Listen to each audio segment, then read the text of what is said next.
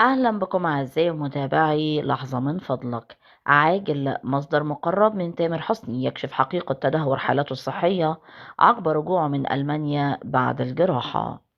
يكشف تامر حسني حقيقة تدهور حالته، حيث تصدر اسم النجم تامر حسني محركات البحث ومواقع التواصل الاجتماعي خلال الساعات الماضية، واستحال من القلق سيطرت على جمهور العريض عقب تداول أنباء تفيد بتدهور حالته الصحية بشكل مفاجئ بعد عودته من رحلة علاجية في ألمانيا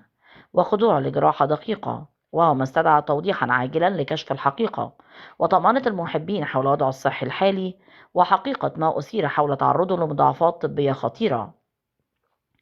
وخرج مصدر مقرب من الفنان تامر حسني عن صمته لينفي بشكل قاطع كافة الأنباء المتداولة حول حدوث انتكاسة صحية أو وقوع خطأ طبي أثناء الجراحة، مؤكدا أن الحالة الصحية للنجم مستقرة تماما، وأنه يخضع حاليا لفترة نقاهة ومتابعة طبية دقيقة ومنتظمة لضمان التئام الجرح واستعادة عافيته بشكل كامل، تمهيدا لعودته لممارسة نشاطه الفني المعتاد في أقرب وقت ممكن.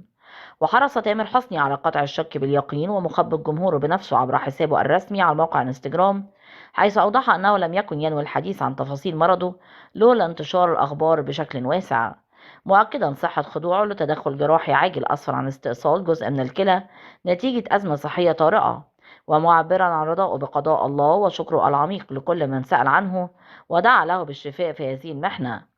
وفي لفتة طيبة تعكس الروح الإيجابية بين نجوم الصف الأول، سارع الفنان محمد رمضان إلى دعم زميله تامر حسني عبر رسائل علنية نشرها على الانستجرام متمنيا له الشفاء العاجل، حيث وصفه بلقب تيمو، داعيا الله أن يعيده إلى عائلته وجمهوره أقوى من الأول، وهو ما لقى استحسان المتابعين الذين أثنوا على هذه المبادرة والتي تؤكد عمق العلاقات الإنسانية بين الفنانين بعيدا عن المنافسة الفنية.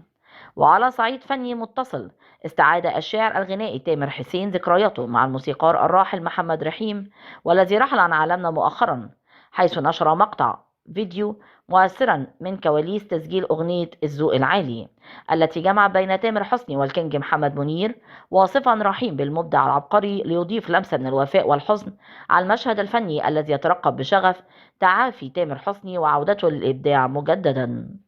من فضلك لا تنسى الاشتراك في القناة، تفعيل الجرس على وضع الكل، وعمل لايك ليصلك دائما وأبدا كل جديد من القناة. شكرا لكم.